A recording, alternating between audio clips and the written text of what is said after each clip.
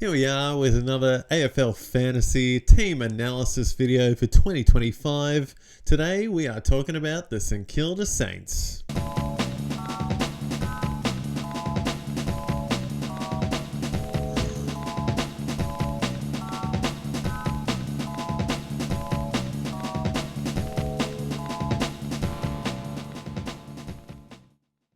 Starting it off with the best player in the competition last year, and that is Mr. Rowan Marshall. Just an unreal season last year, especially in the second half, where he didn't have a score lower than 105 after round 13.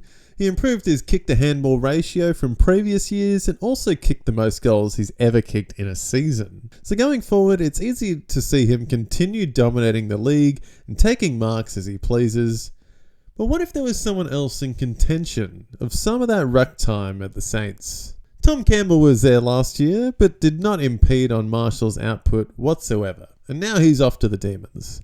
Alex Dodson was picked up in the draft, but I think he might take a bit of time to get AFL ready. But the main risk for Marshall this year is actually going to come in the form of the Saints' SSP selection, Harry Boyd, who I'll get into in a bit. But just keep his name in mind in case he is selected early in 2025, because he could actually take a bit of time off Rowan Marshall, in my opinion. In draft, it's a bit of a no-brainer though. If he is there, you should be picking Rowan Marshall at pick 1 or 2 or 3. Get on board. If he's there, pick up Rowan Marshall. Next up, the captain himself in the beast section. It is Jack Steele, the main man in the middle at the Saints for a while now. He leads the team by example and he keeps pumping out big scores after big scores. Steele is a supreme tackler and is able to take opposition players out of the game completely and rack up plenty of +4s. He gets most of the centre bounces, and even with Jack McRae coming in, I think he's still going to be the number one banana in the middle, extracting the footy. He has been a 110, 115 player in seasons past.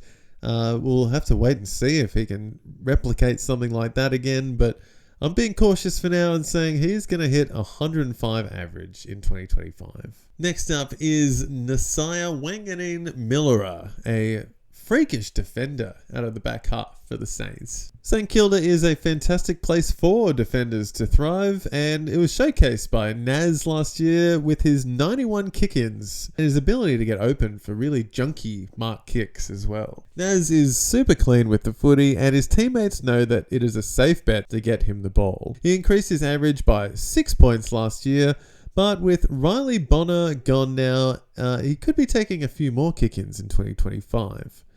I reckon he will stay deployed at the half-back flank. Even if he could be used on the wing, there are plenty of other options at the Saints for the wing roles. Another thing could be Ari Schuenmaker coming through. We'll get to him in a bit as well, but he could take a few kick-ins as well in this coming season. So that could be something to keep an eye on, whether that helps or hinders Naz's scoring as well. But he's still only 22 to start the year. He's a Jet, and he should have a similar year to last year, if not better, in my opinion. He's still at that prime breakout age, and I think he could be a sneaky one for a triple-digit average by season's end.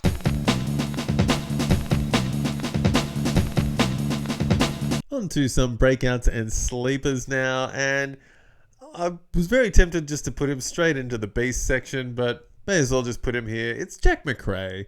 He has had a very off last couple of years, especially with Luke Beveridge just putting him all over the park and not even on the park, in the VFL, on the bench as a substitute.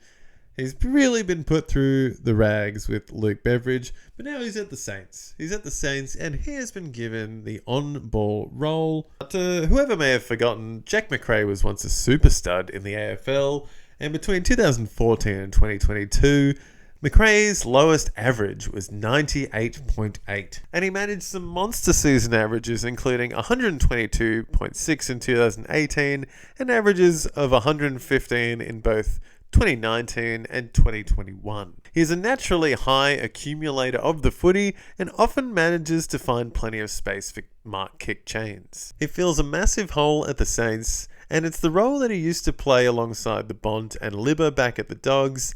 Just get on the outside of the contest, get the ball forward as quickly as possible, repeat. Get open for a mark every now and then. Just a huge running capacity. Very smart footy brain. I genuinely think he's going to be right back up in the triple digits this year, and he is my number one forward coming into the 2025 season. Another breakout candidate is Ari Schoenmaker. Another serious up-and-comer for the year ahead. He made his way into the squad towards the end of last year and took a few kick-ins, playing on 100% of the time. With Riley Bonner being delisted, it opens up 52 kick-ins to be taken this year. Nasiah Wanganeen-Miller took the majority, Sinclair took the second most after that last year, and then there was Daylight. There really is no one else taking the kick-ins, and I don't think Sinclair really wants to be down there. Schoenmaker is a unit. He has an absolutely huge left boot on him that can go 60 plus meters with ease, and he is flying this preseason. So I'm actually expecting him to get the call up very early in the defense this year. Definitely a second year rookie to put right up your draft rankings, and I have him in my top 50 defenders to start the season.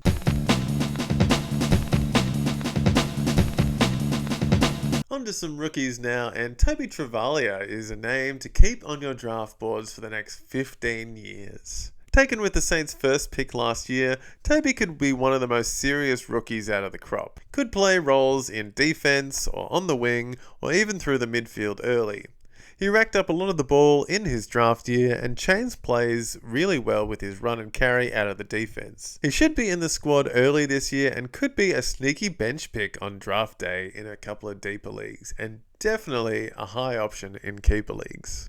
Another rookie I mentioned before was big man Harry Boyd, and he could be taking some points off Rowan Marshall this year in my mind. He dominated in the Sandful, averaging 116 last year, and he took out the Margery medal, which is essentially the Brownlow for the Sandful. Saints fans are wondering if Boyd will start the season in the ruck and let Romar be more of a full forward to start the year. So keep an eye on Harry Boyd. It's a very new name and it could be very speculatory here, but he is a name to look out for, and I am a little bit worried for Rowan Marshall.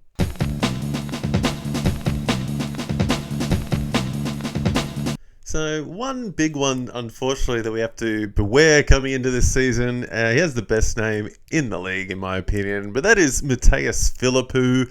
Unfortunately, Matthias has injured his leg in the preseason, and he's going to miss the next, 2.5 months at recording this video, or just over that. So he's not going to be back until at least, you'd have to say at least round 10 or maybe the halfway point of the season. Unfortunately, just before that injury, I did have him right up there as a huge breakout option for this year.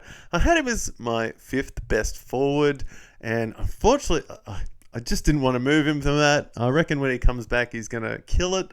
But that's not going to be for 2.5 months now. So it's going to be interesting to see where Matthias Philippou ends up on draft day. Let him slide for a while, I say, because, you need to get the wins on the board early in the season, and he's not going to be there. So bump him right down the draft order, unfortunately. But there you have it. A few Saints players to look out for and a few to be aware of coming into this season. A few awesome ones there that could really be game changers. I hope you've liked this video. I hope I've given you some insight along the way for some nice Saints players to pick up. And if you've enjoyed this video, please like and subscribe. And tune into the next one, getting into some Sydney Swans next and some serious guns in that squad. So stay tuned for that. Cheers.